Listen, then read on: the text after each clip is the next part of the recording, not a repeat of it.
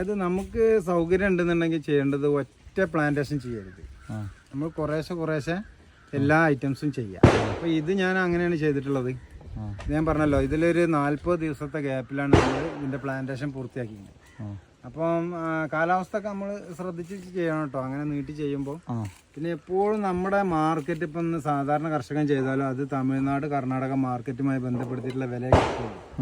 അതൊരു പ്രശ്നമാണ്. അത് ഒഴിവാക്കണം എന്നുണ്ടെങ്കിൽ നമ്മൾ തന്നെ റീറ്റെയിലായിട്ട് ചെയ്യാൻ പഠിക്കണം. അപ്പൊ മലപ്പുറത്തിലെ പപ്പായ ഫാം റീറ്റെയിൽ ചെയ്യണത്. അതുപോലെ അങ്ങനെ കർഷകർക്ക് ചെയ്യാം. കാരണം അന്ന് നല്ല സാധനത്തിന് ആളുകളുണ്ട്.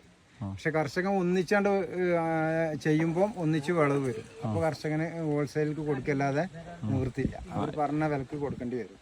അത് നമ്മൾ 5 രൂപ കൊടുത്താലും അവരെടുത്തുന്ന ആളുകൾ വാങ്ങുമ്പോൾ അതിന് 20, 25 തന്നെ. ഇതൊക്കെ നമ്മളെ മക്കള് കഴിച്ചാൽ പോലും തണ്ണിമത്തം കഴിച്ച് ഡോക്ടർമാർ കഴിക്കണ്ടെന്ന് അറിയില്ല. കാരണം ഒരു വിഷം ഇടാത്ത ഒരു സംഭവമാണ് നമ്മളെ തണ്ണിമത്തം ഇവിടുത്തെ.